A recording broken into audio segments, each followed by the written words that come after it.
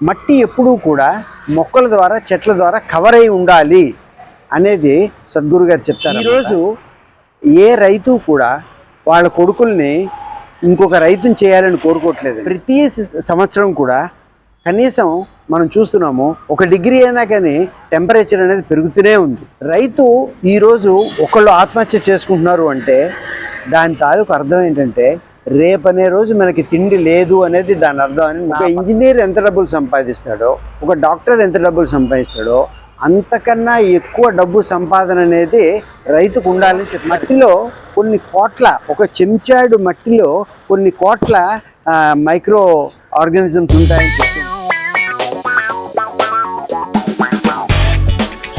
Hello viewers, welcome to my channel wellness around with Ramu. ఇవాళ Vijayawada marathon అని 21 kilometres, 10 kilometres and 5 kilometres event జరిగింది. ఆ ఈవెంట్లో నేను షూట్ చేస్తూ ఉండగా నన్ను ఒక గ్రీన్ చొక్కాను ఒక పంచ కట్టుకున్న ఒక ఆయన ఆకర్షించారు. వారు సేవ్ ద సాయిల్ అని స్లోగన్ ఉన్న షర్ట్ వేసుకొని సేవ్ ద సాయిల్, మట్టిని రక్షించని ఒక జెండా పట్టుకొని పరిగెడుతున్నారు. ఆ నినాదాన్ని ప్రజల్లో తీసుకెళ్ళడం కోసం వారు ఇండియా మొత్తంలో ఎక్కడ మ్యారథాన్స్ జరిగినా మన ఆంధ్ర కల్చర్ని రిప్రజెంట్ చేసేలాగా పంచి కట్టుకొని హాఫ్ మ్యారథాన్, ఫుల్ మ్యారథాన్ పరిగెడుతూ ఉంటారు. ఈ నేపథ్యంలో వారిని నేను చిన్న రిక్వెస్ట్ చేశాను, సార్ దీని గురించి నాకు మా ప్రేక్షకులు కూడా చెప్తారా అంటే వారు ఏమన్నారంటే చెట్లు ఉన్న చోటనే ఆగి మాట్లాడుతా అన్నారు. ఇక్కడ మంచి చెట్లు ఉన్నాయి, ఇక్కడ ఆగి మాట్లాడుతున్నాము. సో ఇప్పుడు మనం వారితో మాట్లాడదాం.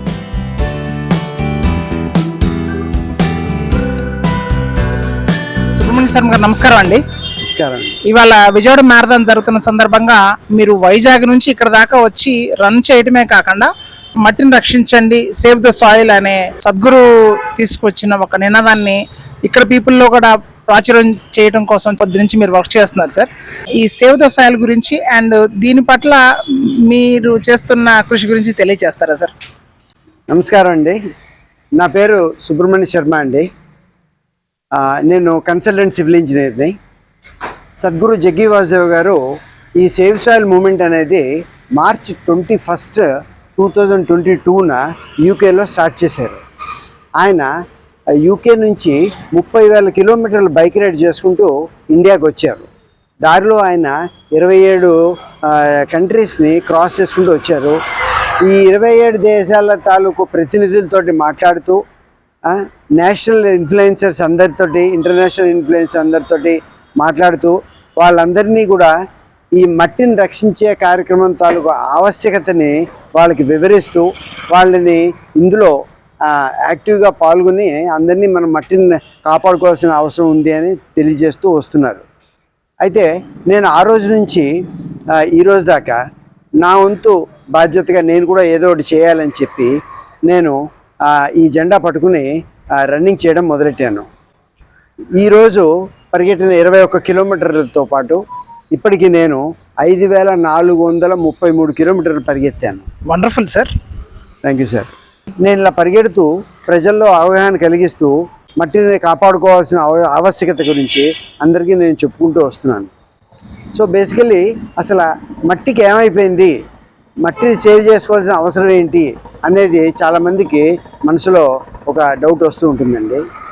అయితే దీనికి సద్గురు గారు చెప్పేది ఏంటంటే మట్టిలో సేంద్రియ పదార్థం అనేది ఉంటుందండి. ఆ సేంద్రియ పదార్థం అనేది ఈరోజు ప్రస్తుత పరిస్థితుల్లో 0.5%కి తగ్గిందండి. అయితే యాక్చువల్గా ఎంత ఉండాలండి? ఇది ఆరోగ్యకరమైన మట్టికి 12% దాకా ఉండాలి సార్. ఓ, చాలా తగ్గిపోయింది సార్. 12% నుంచి 0.5%కి దిగజారిపోయిందండి. అయితే కనీసం మనకి మట్టిలోంచి ఆహారం పుట్టాలి అంటే మినిమం ఎంత ఉండాలి అంటే కనీసం ఎంత పర్సంటేజ్ సేంద్రియ పదార్థం ఉండాలి మట్టిలో అంటే 3 to 6% దాకా ఉండాలండి. సో హైయెస్ట్ లెవెల్లోనూ లేదు, మినిమం రిక్వైర్మెంట్లోనూ లేదు. ఈరోజు 0.5%కి తగ్గిపోయింది. ఈ 0.5%కి తగ్గిపోయిన సేంద్రియ పదార్థము ఏ పొరపాటున అది కనుక 0 అయిపోయిందంటే కనుక ఇంకా మట్టి అనేది ఇసుకతో సమానం అయిపోతుందండి. సో మట్టిని మనం కాపాడుకుని అందులో సేంద్రియ పదార్థం పెంచుకోకపోతే ఫ్యూచర్లో మనకి ఇంకా మట్టిలోంచి ఏమీ ఆహారం పుట్టదండి. సార్, ఇది 12% నుంచి 0.5% తగ్గడానికి రీజన్స్ ఏంటండి? సార్, మనము 100 రకాలుగా మనము సాయిల్ని ఇగ్నోర్ చేస్తూ వస్తున్నాం సార్. పట్టించుకోవట్లేదండి. 10 రకాల తప్పులు పనులు చేసి మనము ఈరోజు అన్ని రకాల పొల్యూషన్స్ అన్నీ కూడా ఇందులో కారణం అండి.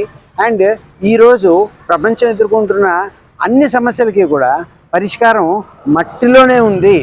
మట్టిని కాపాడుకుంటే అన్ని సమస్యలు పరిష్కారం అవుతాయని సద్గురు గారు చెప్తారండి. సద్గురు గారు ఒక సాయిల్ పాలసీ అనేది తీసుకురావడానికి ప్రయత్నం చేస్తున్నారండి. ఈ సాయిల్ పాలసీ తీసుకొచ్చినట్లయితే నేషనల్ లెవెల్లో, స్టేట్ లెవెల్లో, ఇంటర్నేషనల్ లెవెల్లో కూడా రైతుని సపోర్ట్ చేసి ఆ రైతు ద్వారా ఈ మట్టిలో ఆర్గానిక్ పెంచేందుకు ప్రయత్నాలు జరుగుతున్నాయండి.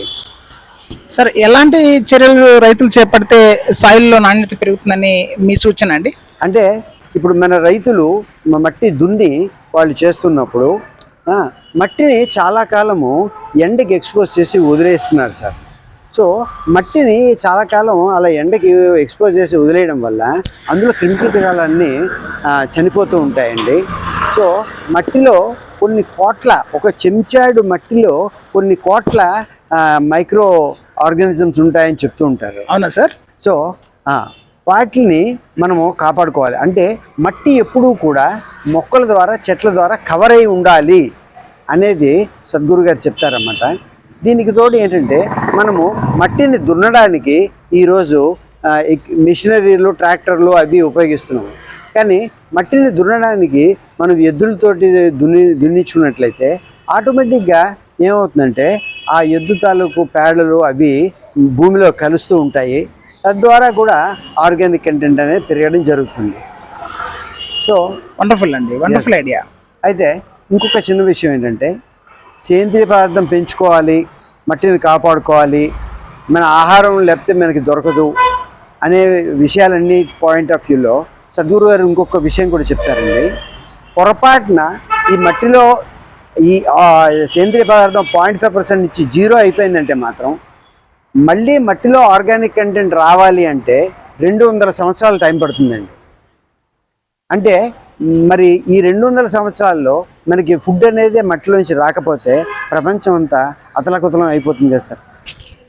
అంతే కదా సార్, అందరూ ఆహారం తీసుకోవాలి కదా. సో మనము చూస్తూ ఉంటాము, ఒక్క ఉల్లిపాయలు దొరకలేదు అంటేనే ఆ రోజు పేపర్లో హెడ్లైన్స్లో పడిపోయి పెద్ద పెద్ద గొడవలు అయిపోయి ఇంచుమించు ఏంటంటే మీరు రెస్పాన్సిబుల్ పీపుల్ అందరూ రిజైన్ చేసేయాలి, అది ఇది అని పెద్ద పెద్ద గొడవలు అయిపోతాయి.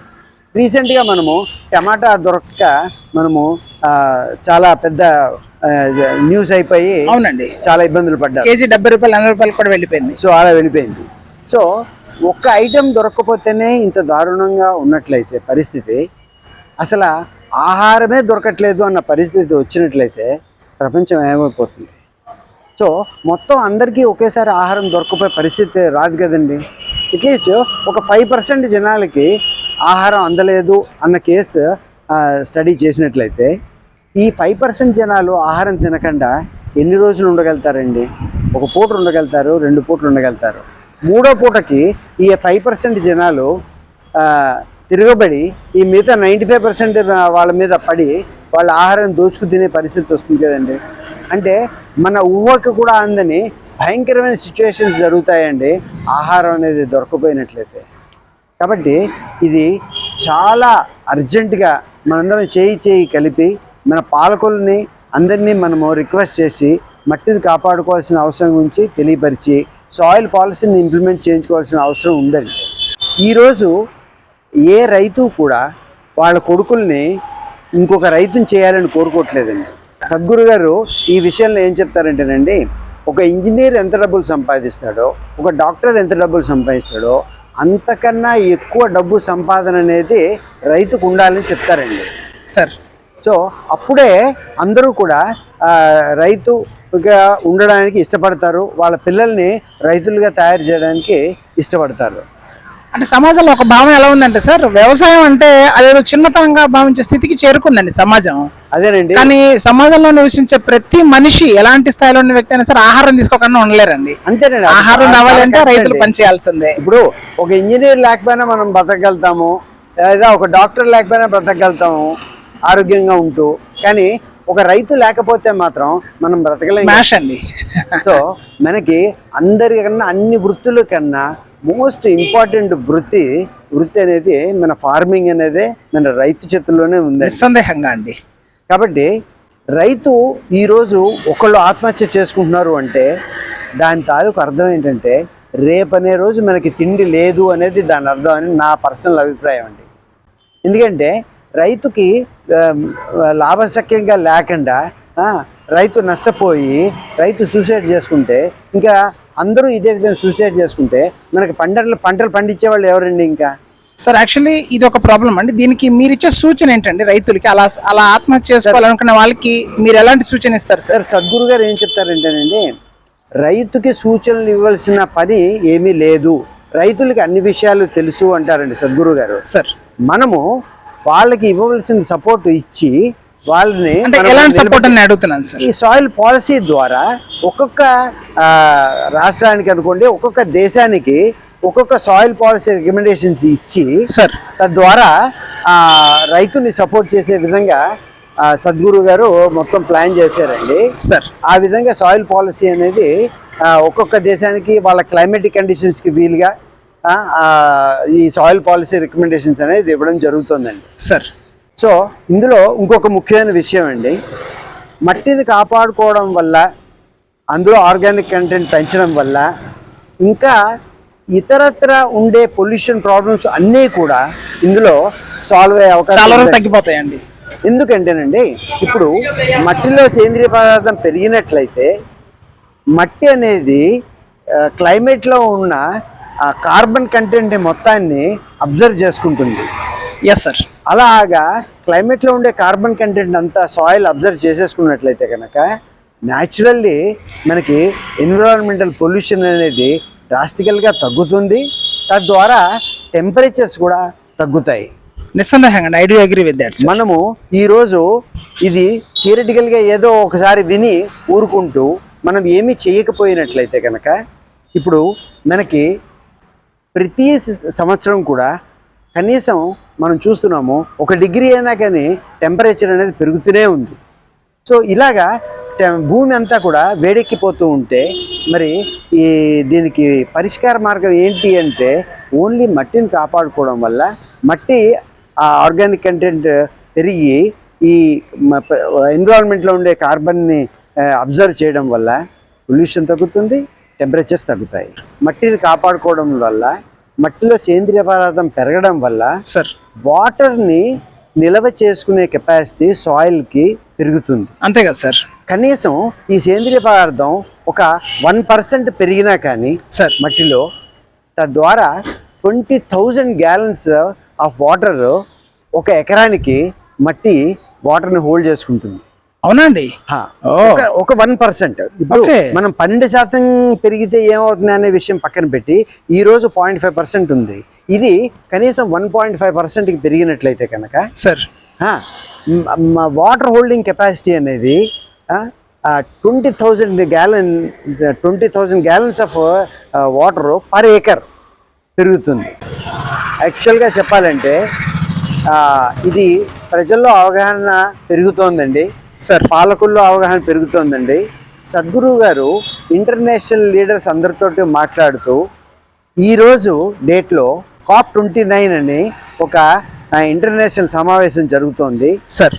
అది వాళ్ళు క్లైమేట్ని గురించి ముఖ్యంగా ఈ సేవ్ సాయిల్ కార్యక్రమం గురించి సద్గురుని ఇన్వైట్ చేశారు సార్. సద్గురు అందులో మెయిన్ స్పీకర్గా మాట్లాడి అన్ని దేశాల తాలూకు ప్రతినిధులు అందులో పార్టిసిపేట్ చేస్తున్నారు.